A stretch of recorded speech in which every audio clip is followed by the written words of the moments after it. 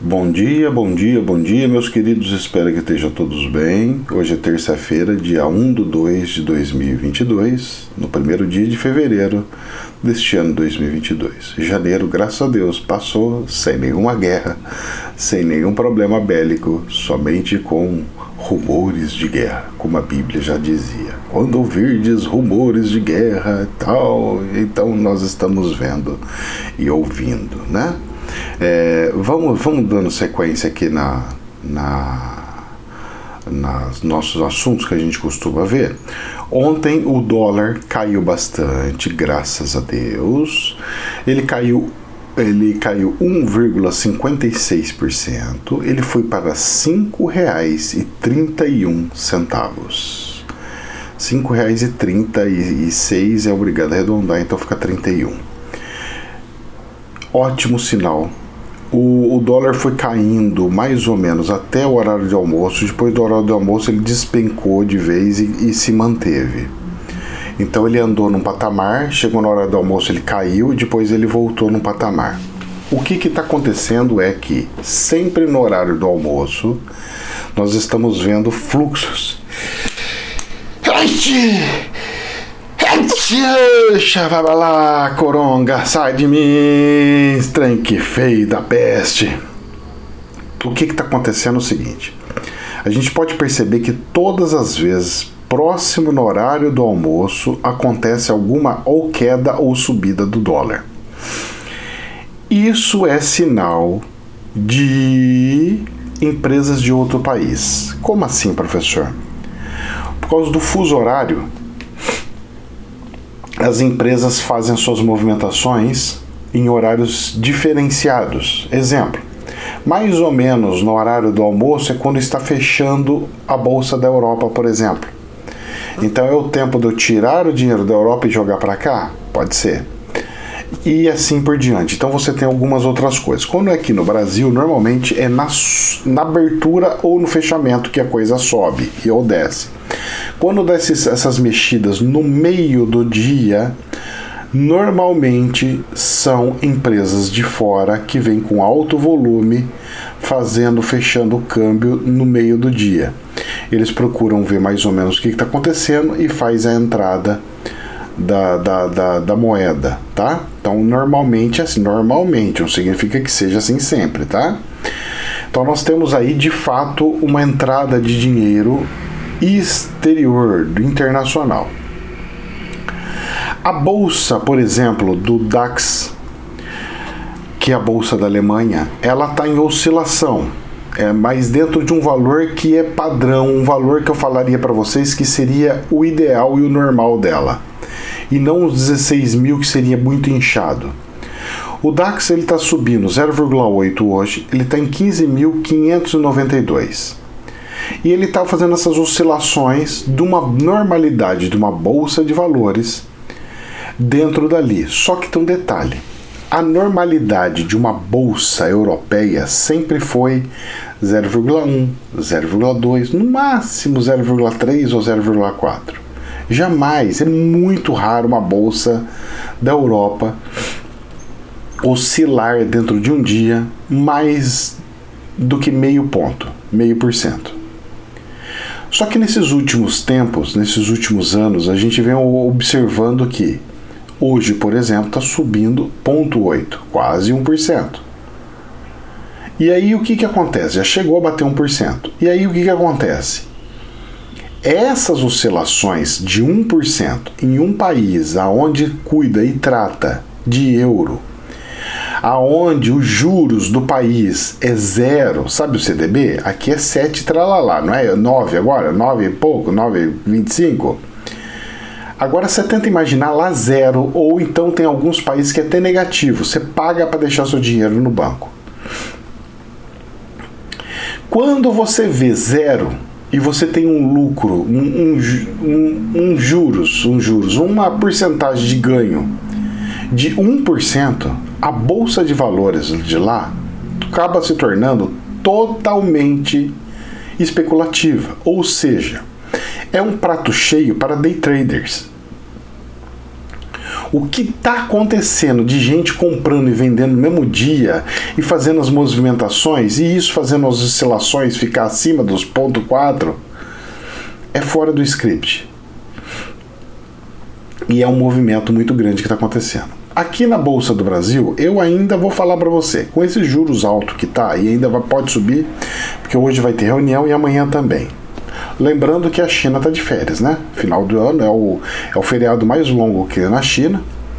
É como se fosse emendar Ano Novo com Natal. Nosso seria mais ou menos isso para eles lá. Emendando tudo, é o maior feriado que tem. Depois acaba os feriados. Eles têm, eu acho que se eu não me engano, é esse mais um pitiquinho e depois não tem mais nada. O pessoal gosta de feriado, mas lá não tem essas conversas não. Bom, aí o que acontece? O pessoal, eles estão aqui, eu tô vendo aqui no Brasil, eles estão comprando e se readequando a algumas ações. Como essas empresas grandes, esses investidores grandes, eles vêm e mandam diluir todo o dinheiro na bolsa, ele vai pegar uma ou outra empresa que está mais baixo, e na hora dele entrar nessas empresas que estão bem mais baixinho, ele faz com que a porcentagem suba assim estrondosamente. Tipo, o que estava baixo que não tinha coisa de compra? Azul. Quanto que ela subiu ontem? 8%. Nossa, mas 8%? Subiu tudo isso? Subiu. E qual foi o volume? A hora que você vê o volume, você fala assim, nossa, mas só isso de volume perto de outras? É, bem pouquinho. Então o que acontece? Como eles têm que diluir em várias empresas, eles entram e falam assim, então vamos lá, todas as empresas vai ter essa, 50 milhões, 100 milhões, a outra 100 milhões, a outra 200, e aí vai distribuindo para todas. E aí eles fazem as compras. Beleza. Quando eles fazem isso, os valores vão subindo. Os valores vão subindo, porque não tem oferta, não tem quem, e aí as ações sobem. Depois que ela dá essa subida, vai se tendo as adequações e ele vai assentando. É igual mexer numa água que estava cheia de barro, ela estava decantada e aí eu mexo e sobe toda aquela poeira de novo. Então, meus queridos, eu vou falar um negócio pra você. A Bolsa de Valores aqui do Brasil ainda precisa ter muito cuidado. Porque uma das coisas que era para fazer ela crescer, por exemplo, não está. Se você pegar aqui a Vale, ela caiu 3,3% ontem, está em R$80. Aí você fala, meu professor, deveria estar em torno de 80? Sim, principalmente porque as commodities estão subindo lá fora.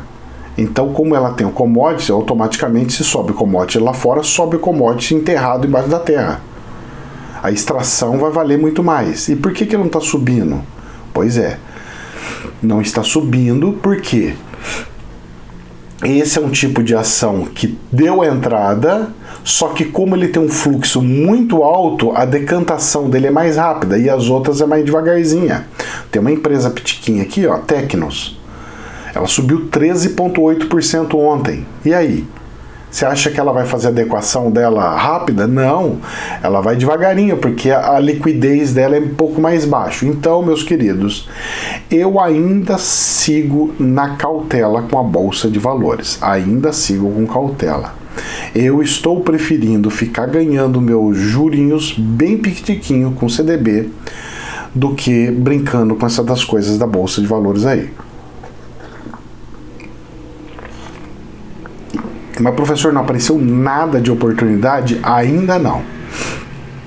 Porque quando eles entraram, eles jogaram tudo para cima de uma vez. Ainda não apareceu a oportunidade. Daqui a pouco vai começar a aparecer uma ou outra que vai começar a cair, aí eu vou ver até onde vai cair, aí eu falo, opa, essa daqui já pode entrar e assim vai. Vamos ver as cenas do próximo capítulo. Olha só o que saiu nas notícias do jornal. Hoje tem bastante coisa de política, hein? Infomoney. Ibovespa sobe 6,98%, o índice Ibovespa 6,98%, é altíssimo, é super bom. Eu peguei uma parte dessa subida, graças a Deus, no comecinho do mês, depois eu parei.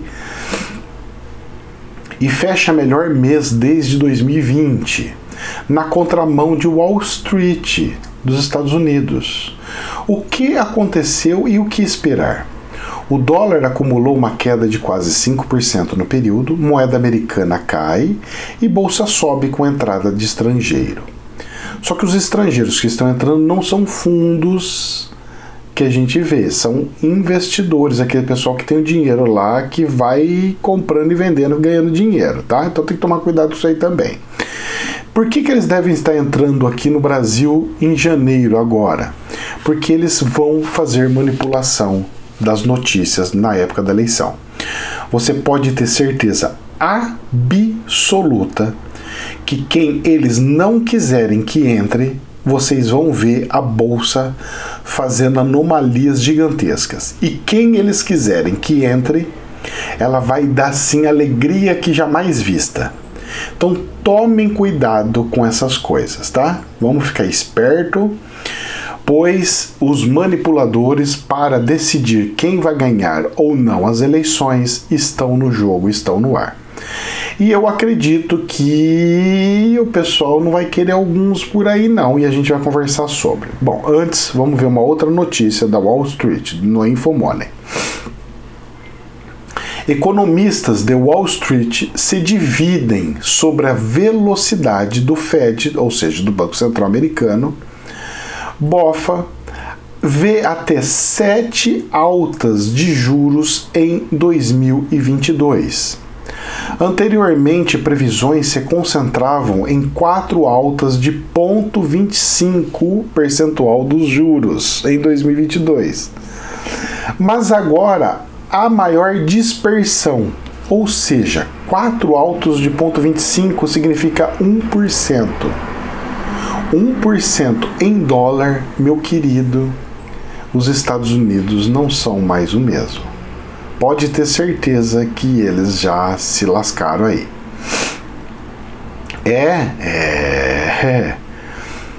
Os maiores bancos de Wall Street estão divididos sobre quão rápido e até onde o Federal Reserve subirá as taxas de juros, após o presidente Jerome Powell sinalizar que poderia ser mais agressivo no combate à inflação, mais elevada em 4 décadas. Vamos ver o que é? Ele está achando que é o consumo interno que está gerando inflação, e eu vou falar para você que não. É justamente essa inundação de dólares que o Joe Biden aprovou a primeira leva e está querendo aprovar a segunda leva. Então, meus queridos, eu vou falar uma coisa para você. Isso já foi cantado por nós aqui no canal há meses atrás. E está acontecendo e aconteceu exatamente o que eu falei. Nem mais, nem menos. Agora, a próxima situação que vai acontecer é todos os investidores começar a sair da bolsa, sair. E lá na bolsa americana, vocês me desculpem, mas é diferente da do Brasil. Lá, as pessoas usam a bolsa de valores para aposentadoria, para renda de aposentadoria. E as quedas que vão ter lá, e essa fuga de investidores que está acontecendo lá, elas vão gerar uma ira tamanha dentro dos Estados Unidos, porque vai juntar rendimento que vai diminuir, aposentadoria que vai diminuir, mais inflação que está aumentando. Isso tudo vai se transformar numa bomba atômica em cima do governo americano. E o que vai acontecer? Eu acho que na primeira vez da história dos Estados Unidos, nós vamos ver um impeachment lá. Tudo está indicando para chegar nesse ponto.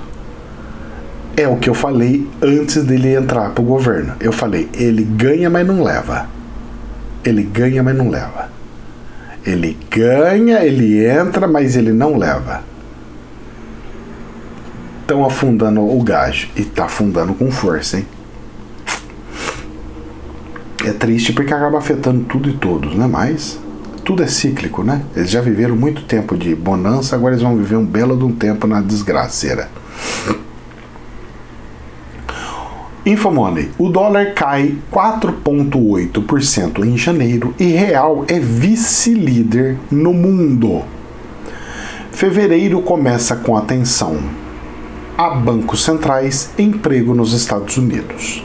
A moeda brasileira também figurou entre os melhores desempenhos nos mercados globais de câmbio neste pregão. Lembrando que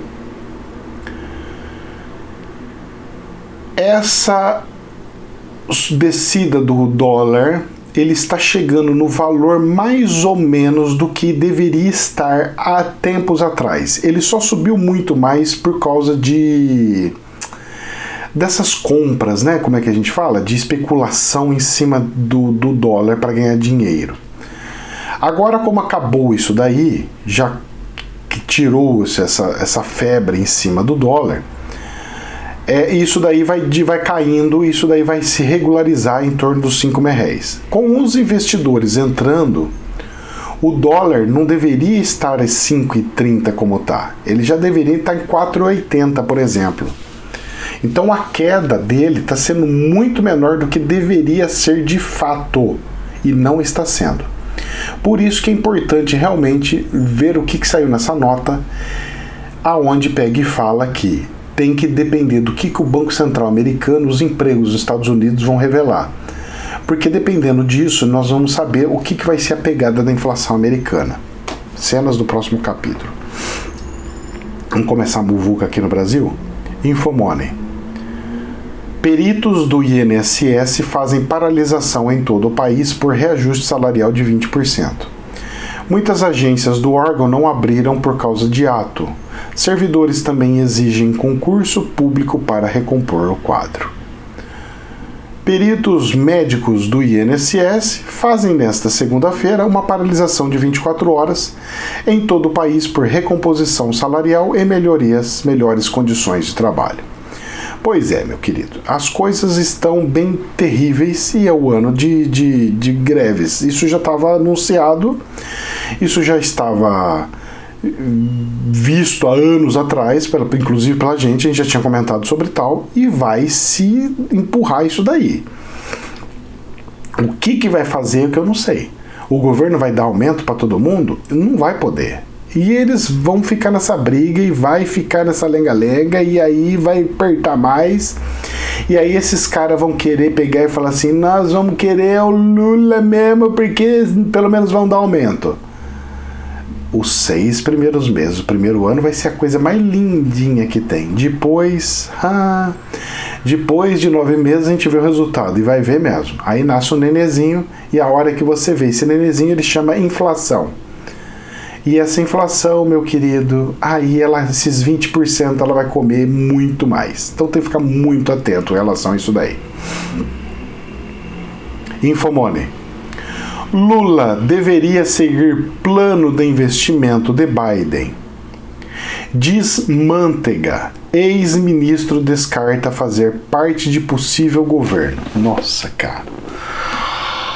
Quando eu li isso daqui, eu falei assim, cara, o pior ministro da economia que nós já tivemos, ele tá falando tudo as coisas erradas, tudo atrapalhado pro Lula. Eu não sei o que o Lula tem na cabeça de querer ficar escutando o Manteiga, que foi o ministro destrutivo da Dilma. O cara destruiu a Dilma, cara. Porque o Lula, quando ele entrou, ele foi espertinho, né? Ele falou assim, não, deixa esse ministro aí, não mexe não. Mesmo ele sendo do outro governo, deixa ele aí. Pelo menos vai andando as coisas, a gente vai mudando de pouquinho em pouquinho, mexendo em outras coisas e deixa a economia andar. Foi o que segurou um pouco as coisas. Mas depois, a Dilma pegou e trocou o ministro, foi o maior colapso que tinha. Você viu o que esse homem acabou de falar pro Lula? Lula deveria seguir o plano de investimentos de Biden. O Biden explodiu os Estados Unidos. Ele está falando que é para fazer a mesma coisa que o Brasil. Explodir o Brasil, fazer um mundo de dívida. Sair fabricando um monte de dinheiro e falar assim, vamos investir aqui no Brasil. Tipo assim, vamos investir aqui no Brasil 500 bilhões. Vai ser o maior investimento da história do Brasil, desde quando construiu Brasília. E aí, depois? Você explode de novo os empréstimos, cartão de crédito e depois?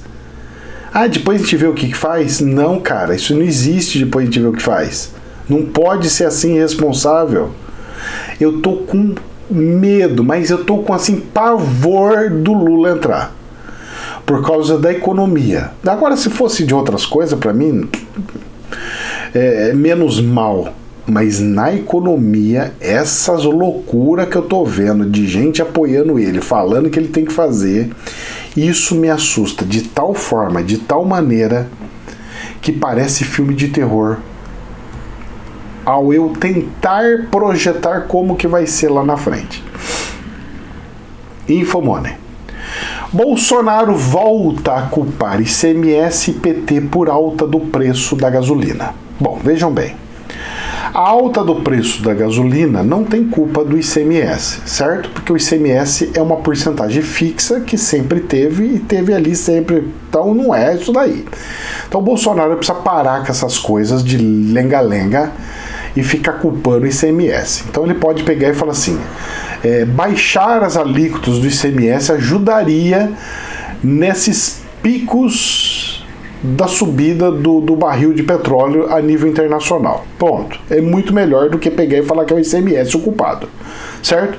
Porque muito mais culpado é o câmbio que o ministro dele, Paulo Guedes, deixou acontecer e explodir, do que ao contrário em si, tá? Então, o Bolsonaro precisa corrigir essas coisas. Aí tem uma aulinha para corrigir essas coisas. Agora, ele falar que o PT por alta do preço da gasolina, isso de certa forma é uma verdade. Como assim verdade? É uma verdade. Por quê? Quando eles pegaram e desviaram um monte de dinheiro da Petrobras, quando eles pegaram e arrombaram os cofres da Petrobras, o que aconteceu foi que o dinheiro podia ter sido investido em refinarias no Brasil, em extração de petróleo aqui no Brasil, e não foi o que aconteceu. As empresas sumiram, fugiram do Brasil, ninguém quis mais Petrobras, e foi gasto dinheiros e dinheiro totalmente errado, totalmente fora em outros lugares. Então, realmente, muito dessa alta do preço da gasolina é culpa do PT, sim.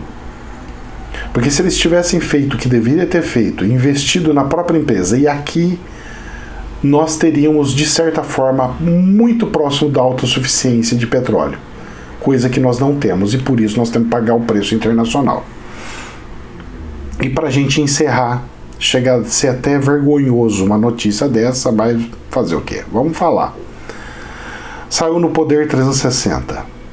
Renan Calheiros, você se lembra do Renan Calheiros? Aquele homem do mensalão, do dinheiro, né?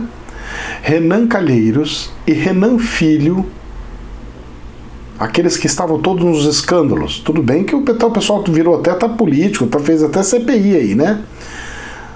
Porque não conseguiu se provar, mas a gente sabe dos rolos que deu. A gente viu eles como presidente da Câmara, a gente viu como é que era.